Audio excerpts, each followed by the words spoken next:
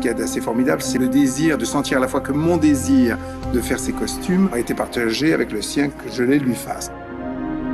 Quand même, c'est toujours des shows absolument extraordinaires, donc qui peuvent laisser libre cours à une grande imagination.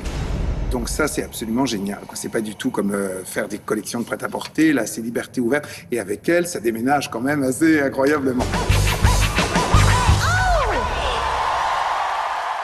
Son univers, on le connaît déjà un petit peu parce qu'elle a quand même un style particulier, un univers particulier. Elle-même émane des choses particulières.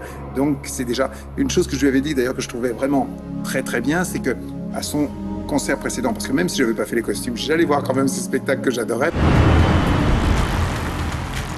C'était vraiment des grands moments de joie, d'exaltation et de créativité, quoi. C'est vraiment très enrichissant d'aller voir ces spectacles. Juste qui reflétait un petit peu ce fait qu'elle a déjà eu une ambiance, c'est que je me souviens que le spectacle d'avant, on rentrait dans une lumière rouge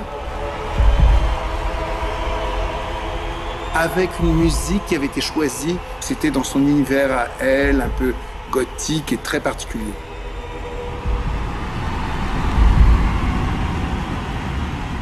La première entrevue, ça a été de parler un petit peu du show, les idées qu'elle avait un peu en tête, comment elle le voyait.